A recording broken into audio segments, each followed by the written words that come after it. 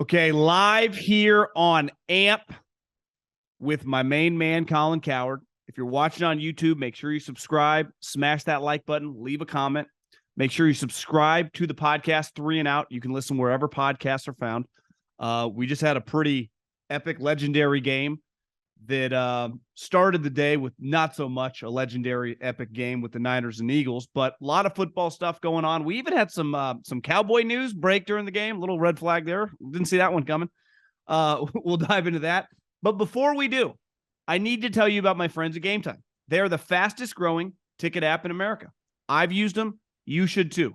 And if you are a first-time user, make sure you use the promo code JOHN, that's JOHN, for $20 off any purchase. When you sign up, just go to the App Store and download the app, and it's very easy to do.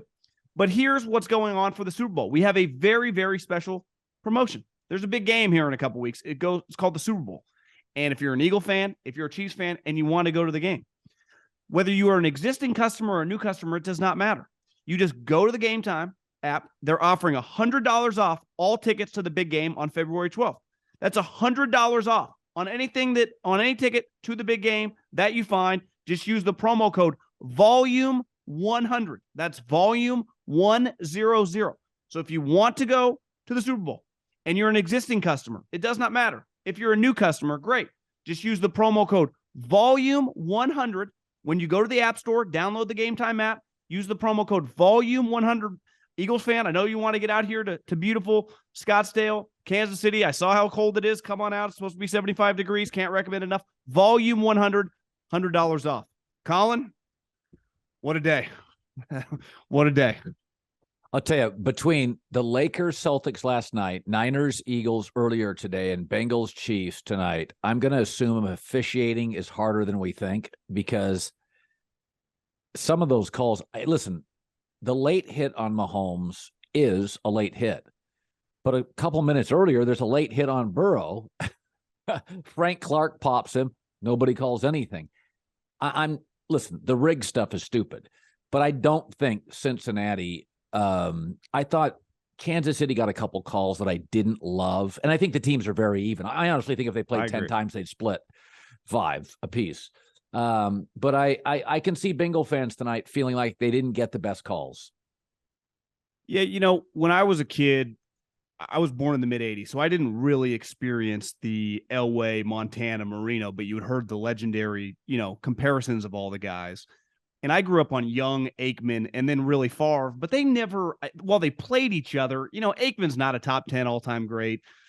Young is kind of on the outside looking in, and Favre, when he was on, was better than both of them. But it's hard to, it didn't feel like Elway in his prime against Montana in his prime. Yet I'm watching that tonight, and I go, I've been watching sports now for 30 plus years. Those two guys, one guy's on a bum ankle, giving it all he has. Burrow is just a magical player. I mean, you've been watching football longer than me. I mean, those are two of the better quarterbacks I've ever seen. Yeah, and it feels a little bit like Mahomes is Peyton Manning, where he's more celebrated, we're in awe of his talent, and Burrow's more Brady, which is accurate, efficient, often beats Mahomes. This is a go either way game. I think when I look at the AFC right now, great creates clarity. And if you're an AFC GM and you got Trevor Lawrence and Herbert coming, and you got Mahomes and Burrow, it makes it really obvious. If you're not special at quarterback, start over. Kirk Cousins, you can win a division going away in the NFC with that. Yeah. Unless you, and the other thing in the NFC. Dak, you can win 12 games every year with Dak. You're not doing that in the AFC. It's just, I look at Burrow and Mahomes, and I don't think, Herbert, Josh Allen, to me, don't really have the right coach. But when I'm watching these guys today, we all make excuses, John. Daniel Jones, it's the O-line. It's the receivers. Like, everybody stop. Mahomes, bum ankle and missing 2 starting receivers. Yeah. You got today Burrow, calls not going his way, missing 3 offensive line starters. The great ones overcome. We don't even like Brandon Staley. Herbert got him to the playoffs. Like, if you don't have a guy that can overcome, You can keep making excuses, but if I ran a football team and I saw Mahomes Burrow, I would sit down with my scouting staff and say, guys, if we don't have a guy that can go toe-to-toe with that, and I think Trevor Lawrence with a better roster could, then what are we doing here? Well, the draft and the combine's not far away, and I'm guilty of this sometimes too. We get so caught up in measurables and stuff with quarterbacks, as you saw tonight, and we've seen our entire lives in the biggest games and the biggest spots in the playoffs, toughness and those intangible qualities. I mean, what Mahomes is bringing to the table, they gave him a $450 million contract, and they've never flinched once about he's actually underpaid. I mean, that's the best deal that franchise will ever say. What Joe Burrow has done to that franchise, him leaping around tonight, getting first downs, doing everything possible as he's getting chased by 7 defensive linemen every single play. Toughness and intangibles when it comes to quarterbacks is just something. If you don't have that, because a lot of guys now have the physical skills. We see it every Saturday for the last several years. Every team's throwing around the yard. But what those guys brought to the table, I mean, Patrick Mahomes is a throwback. He's got a high ankle sprain. There was no chance he was missing this game. And Burrow is just able to overcome these offensive line injuries year in, year out. I mean, last year they didn't even have one. This year they have one, but the guys are now missing. It's pretty remarkable to watch those two guys just lay it all on the line, regardless of the calls and some of the crap that went on. I mean, if you just love football, you have to appreciate those two quarterbacks. And by the way, Kansas City, because they got rid of Tyreek Hill and have made some moves, they're not going anywhere. I think they have a first, a second, a third, 2 fourths, multiple sixth. I mean, and Brett Veach, all their young DBs. I mean, they got a ton of young players everywhere. And last year they hit in a couple of 6-round picks. So these teams aren't going anywhere. It's, I will say with Andy Reid facing Philadelphia, pretty cool. And I said this earlier today. I think Philadelphia's got the best roster right now left. And I felt that before the Chiefs and the Bengals played. And we'll get to this game in a second. But I think Jalen Hurts is more dinged up than we thought. I thought he was off on deep throws. I thought he underthrew short throws all day. He didn't scramble at all early in the game. He really, really needs that 2 weeks. Both these quarterbacks, Mahomes and Hurts, I think we're going to have a great Super Bowl. They both need 2 weeks to heal.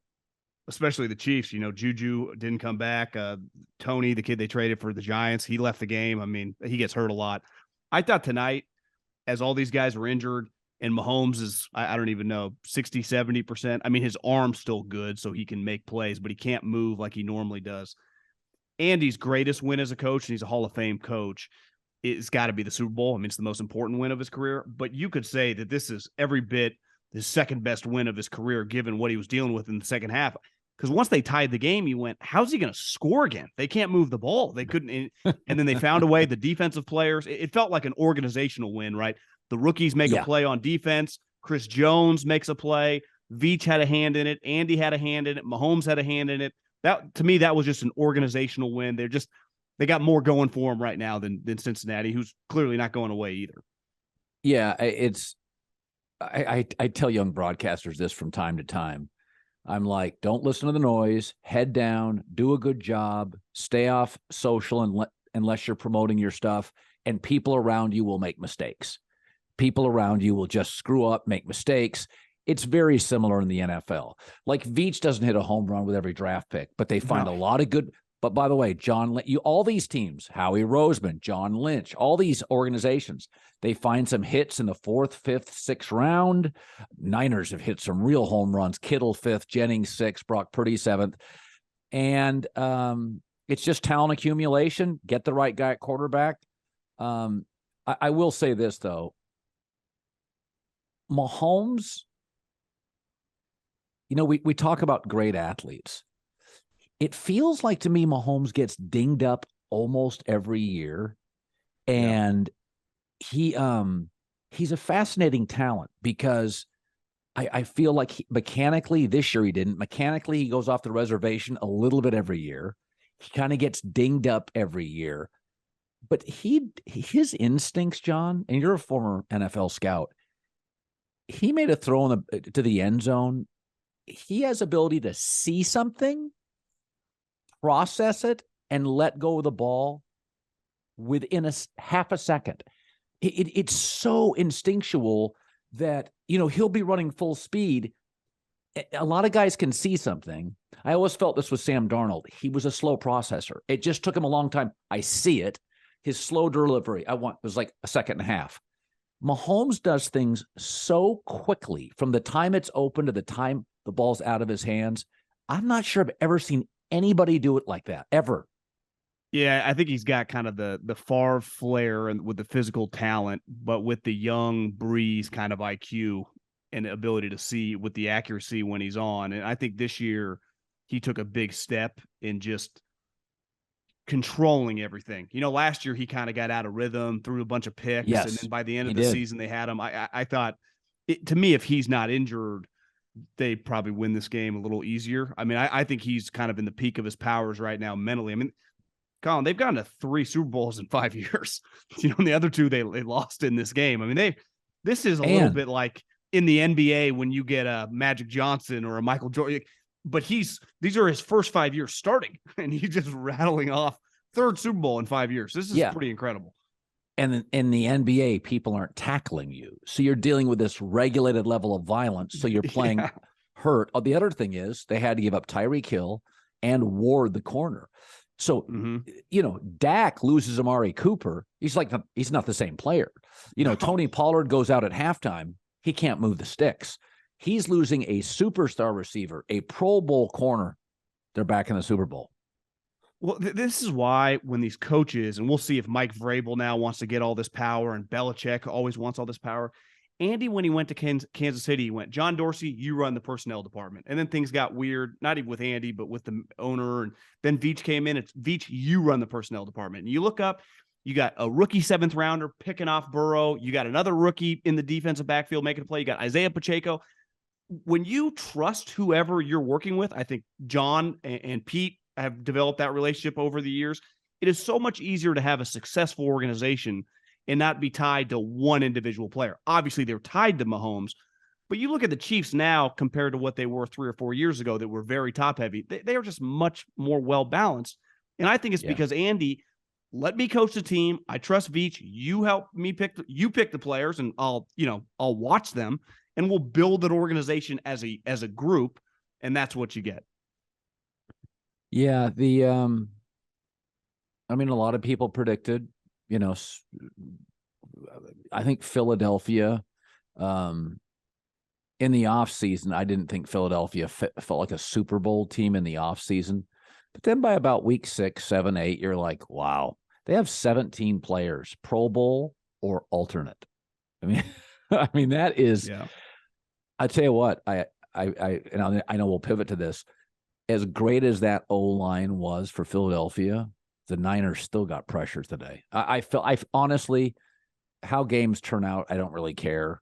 I like my picks to be right if possible, but I really genuinely felt bad for Kyle Shanahan today. He lost his starter, Trey Lance, Garoppolo, Brock Purdy, Josh Johnson. They're snapping to a running back by the end of the season. And I thought to myself, Brady's texting Kyle saying, Kyle, I don't get hurt. I mean, at some point, I want to ask you this, not to take your amp feed over, but as a scout, you know that sometimes you get lightning in a bottle. So if you go look at Purdy's run, he beat 3 fourth-place teams. Houston was one of them. Washington was another one, and I forget the other one.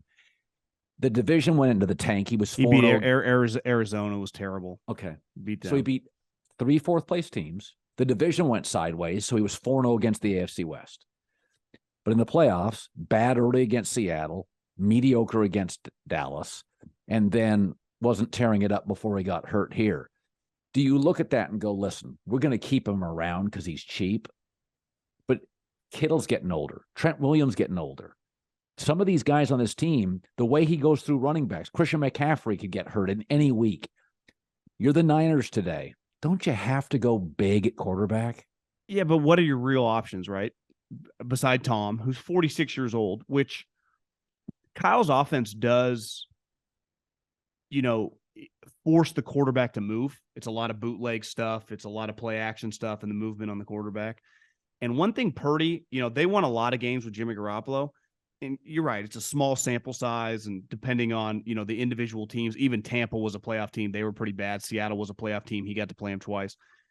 He was much more explosive as a passer than Jimmy Garoppolo. And Kyle proved that he can have a lot of success with Jimmy Garoppolo because of the unit around him. And Purdy, when you're a 7th-round pick, he made like $750 this year. He makes $800 next year. He makes $9. He's the best contract in the league if he's your starting quarterback. Now, today, what's concerning, freak incident, right? I mean, the guy kind of comes untouched. You could argue it's a terrible play call to have your backup tight end trying to block one of the best pass rushers in the league, gets him killed. But the injuries at quarterback this is unprecedented, Colin. How many teams? My girlfriend was like, has this ever happened? Well, I'm like, first of all, a team on their 4th-string quarterback has never been this far in the NFL in the history of the league. Never happened. And it'll never happen again. They got a little lucky that Purdy was really good as a 7th rounder, or they wouldn't be here to begin with.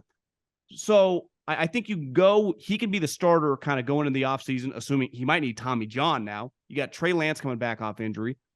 They're in a tough spot. My gut says Tom Brady doesn't want to move out west to Miami, New York, kind of stays on the Eastern Seaboard. They went down that, 4 years ago. They didn't pull the trigger. Obviously, they made a mistake. They should have. But now he's going to be 46 years old. He can't move. I wouldn't do it, but I hear you. If you told me in the next month, or it's less than that because Derek's 15th, like they're sniffing around Derek Carr, that they'll just be sniffing around people, I think they will. They've proven to be one of the very most aggressive organizations right there with the Rams and Seattle. They will make moves, but kind of in a tough spot because I think they were kind of sold on Purdy, and then it happens today, and we'll see by tomorrow if he needs Tommy John. Now, Tommy John with quarterback is not as bad as Tommy John with pitchers, and maybe he comes back with a stronger arm. But, today you could see it on Kyle's face. And listen, the Eagles were a really good team, and they could have won this game straight up, obviously. They were favored in the game. But we kind of got robbed to just see a real game. Today was by the time Josh Johnson was, it was a joke. That wasn't a real football game. But even before Purdy had to come back into the game, even when Josh Johnson's in the game, he showed up, Colin, in early December.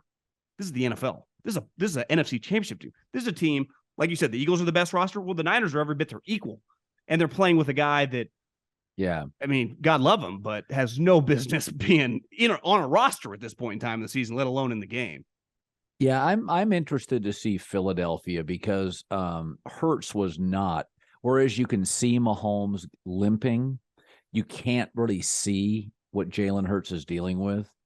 But he apparently told the reporter at Fox he was not 100%. But I thought Jalen really didn't throw the ball particularly well today. He was short on a lot of easy stuff in the flat. Everything was low and didn't have velocity. And he's usually, I like the way he throws a deep ball. None of it wasn't even close. No. So I think Jalen's going to be a different quarterback. I think in the Super Bowl, what's going to be interesting is that Eagles O-line and that Chiefs O-line. Those are really good. Yeah. Chiefs right tackles, little hit and miss, but I think in the Super Bowl, Hurts is going to have some time to throw. I think Mahomes is going to have some time to throw. I think it's going to end up being a classic. Andy against his former team. I think if you were Fox, I didn't talk to executives, but if I was Fox, I would be rooting for Andy Reid and Mahomes. Mahomes, the biggest star in the league, against his former team. That's about Fox got the Super Bowl to get. I think we hear a lot of fan bases complain about their overpriced quarterback, and the Eagles, started red flagging Carson Wentz a couple years after they'd given him all the money. And even I thought, I still like Carson Wentz, and clearly they were right. That they knew things in the building, they saw things at practice. They did an incredible job pivoting off an enormous contract when the majority of teams really struggle and just get derailed. They bounced back. They made the playoffs last year. Now, granted, they were the 7th seed, which historically that was the first year they've ever had a 7th seed, but still, that was an impressive 9-8 season. And then what they did this year, listen, I worked for Howie. He's a wheeler and dealer. He put together in a short period of time a real roster around some of his older core guys. They got that trade he made for A.J. Brown. That's one of the better trades. The same thing with Christian McCaffrey. Both those organizations today hung their hat on just being super aggressive, doing things, just not nonstop. And I think a lot of organizations, that are somewhat in the middle, 7, 8, 9, 10 wins, they're just hesitant to do stuff because that is the natural inclination, I think, for a lot of football people. It's just like, let this play out, let the cream kind of rise on our team. These organizations will just keep throwing things, throw a pick, make this trade. Darius Slay, they made a trade. They're just Andy's always been like that. There's just an organizational philosophy in certain guys to just be super aggressive, and the Eagles really, really benefit. The Niners did too to get here, but the Eagles, they're in the Super Bowl because of it. Howie's won with multiple quarterbacks and multiple coaches. If you look up Howie Roseman, he has not been beholden to a singular coach or a singular roster or a singular quarterback. Most GMs who have had success, there's usually a great coach or a great quarterback. Howie's like the outlier. He's one with multiple guys. So that roster just is, man, they just don't have flaws. It's really, think about this. They fired Andy, which it was time for a divorce after 14 years. And they've now made 2 Super Bowls in the period, which Andy's gone on to have historic success with the Chiefs with 2 different coaches. Most organizations, when they fire a really good coach, get derailed and it's hard. 2 Super Bowls, 2 different coaches, 2 different quarterbacks. It's pretty unreal. So we should bring up the Cowboy thing. Well, think about that. I'm sure you talked about last week when Mike was asked about Kellen Moore, gave this kind of cloak and dagger, weird response. I think it's pretty clear Jerry loves this guy, very loyal to the guy, and was okay because they fired a bunch of coaches. My theory was, okay, Mike, we're going to let you do it your way. We're going to put it all on you. You make decisions. But today, them announcing that they fired their offensive coordinator during the middle of these games, it was pretty clear they did it like last week, that they just waited because Jerry kind of, classic like Sunday AFC Championship news dump. But there is, it feels a little bit like you better make the NFC Championship or bust here for Mike McCarthy, doesn't it? Yeah, and I think, clearly somebody had to take the fall, and so Kellen Moore took the fall. But I think the Cowboys are in a weird spot. So Dalton Schultz, their productive tight end, could be gone. Yeah. They got a franchise Tony Pollard. Zeke is an expensive short yardage back. They don't have a 2. CD Lamb's a good one, not a great one. Michael Gallup's a 3. He can disappear, vanish in big spots. The O-line is, I thought, they're rebuilding it. They've hit a couple. They've got an old Zach Martin, a couple young players I like. But, the track record on Dak is take away Amari Cooper, take away a solid number 1 receiver, and ask Dak to throw more. And we saw it at the end of the year when they didn't run the ball, the nights they didn't run the ball or the days, and you ask Dak to throw over 35 times, it gets ugly very quickly. So, and that's the new reality now, because I think Dak will be the number 2 quarterback cap hit, and Zeke will be the number 2, which is really devastating. He'll be the number 2 running back cap hit. He is a short yardage back. He's not a top 12 back in the league. He may not be top 20 at this point. So, if McCarthy's, I wish him luck, but Jerry overpaid for Jalen Smith. He overpaid for Dak. He overpaid for Zeke. And this is exactly what it looks like. You can make the playoffs, but you'll be exposed. And I think one thing the Cowboys benefit from, and I throw the Vikings here too, because they're stuck with Cousins, is the NFC. Now Rodgers probably be traded. He'll be gone. The Lions are kind of up and coming. A lot of moving parts with the Rams. They're old and injured. You can make the playoffs probably every year if you have a competent coach and you stay relatively healthy as the Cowboys. But as we see, like the peak is probably losing in the second round, and a decent chance you're one and done. And that's part of the problem. But that's still better than being a 6-7 win team. You'll just be an 11-12 win team year in, year out. But we can't take you seriously as a Super Bowl contender. Well, I think especially we know that. The Eagles and the Niners, at least for 2 more years, they're not paying huge money for their quarterback. So those rosters are going nowhere, and both those organizations draft above average. So, you can see, if Brock Purdy can get you to the NFC Championship game, to me, it feels like San Francisco and Philadelphia, just based on roster strength and head coach. Sirianni's obviously worked wonders.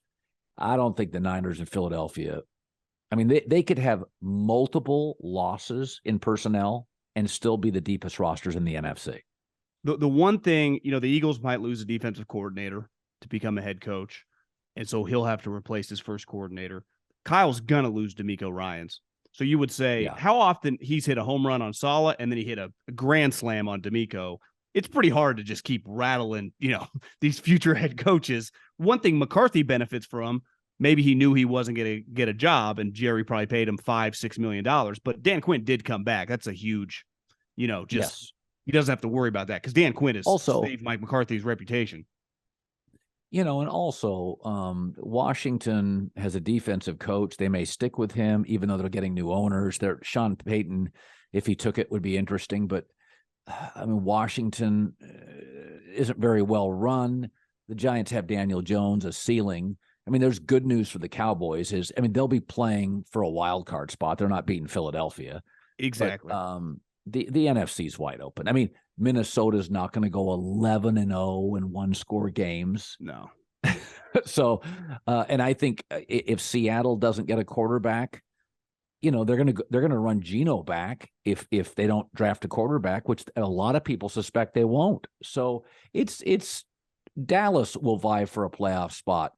But I think now with Zeke and Dak's contracts, those are punitive hits. You just can't overcome that stuff. Well, speaking of Sean Payton, pretty clear he's probably not coming back in this cycle. I guess Denver potentially could still offer him a boatload of money, but it feels like that job, a lot of people are a little leery. Just a lot of moving parts there. The owner is actually the son-in-law of the really wealthy guy. He's kind of wealthy too, but a lot of moving parts there. If you look at Sean Payton, Brandon Staley's going to be in a win or go home next year, right? He's going to have to make some hay in the playoffs. The Bills, eventually you got Josh Allen. You can't just be getting your ass kicked in the second round. I think there's going to be tangible pressure on Sean McDermott to at minimum get to the AFC Championship game, if not win the AFC. And obviously Mike McCarthy. So we're talking about Herbert, Josh Allen, those two jobs next year in the cycle. Ideally, I don't know if he'd want to live in Buffalo, but if you had the opportunity to take Josh Allen, I don't know how you turn that down. And obviously Justin Herbert next year. And then the Cowboy thing, he's always been rumored because he's worked there once upon a time. To me, it feels like those three jobs, the next cycle, Sean Payton basically takes, 18, 20 months to just kind of relax, do this TV thing, and then be really the number one. He was the number one candidate this year, but the buzz on him will start being like Gruden levels, right, when he kept going back to Monday Night Football. Also, John, we have two A++ college quarterbacks, Drake May and Caleb Williams. Good point. So if a team, it could be anybody. If a team ends up with a number one spot, could be the Colts, could be anybody, then that job. So it's going to be very unique. So we're going to have 7 openings because that's the average. 1 out of the 7 will probably have a legitimate playoff-ish quarterback. And then 2 terrible teams getting stars out of college who you don't have to pay for 4 years. You have all sorts of. Forgot about, So to me, next year, and I don't know what jobs will be open, but I think Caleb Williams and Drake May. Yeah, I've said this before. About once a decade, you get a quarterback. Elway, Andrew Luck, Trevor Lawrence. You're like, he'll win even in chaos. He'll win a bunch of games. Next year, I think we have 2. I think those guys are different. I think Caleb is totally different. Yeah, look at Doug Peterson takes the Jags job. He's going to have that thing for a long time. He gets Trevor Lawrence. He's a good coach anyway. Jags are going to be the real deal if they draft pretty well over the next couple of years. Okay, Colin, before we get out of here, we have to ask a little trivia question.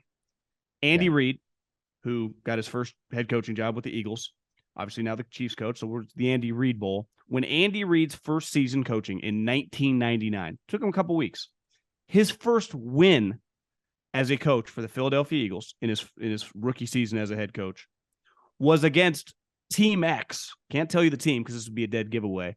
I want to know, we're doing some merch giveaway. So the first person to answer this question in the AMP app, we will give you some free merch. Who was the starting quarterback that Andy Reid beat in his first ever career win? This is, it's a name that many people know. Let me put it that way. Okay, hold on. Let me think about that because that's a good giveaway. So it's a name. So it's 1999. 1999. So don't answer this quite yet. We got to let you keep it yourself. But once it comes in the chat that someone has answered it, and James, if you could hit me with the email that I can tell them to send it to. It's a pretty good quarterback. Guy had a pretty good career. I think I know who it is. Andy didn't win many games that year. I think they went 5 wins. And then the following year, Andy's starting quarterback was Doug Peterson, his first year as a head coach for the Philadelphia Eagles. We have a winner. So I can guess.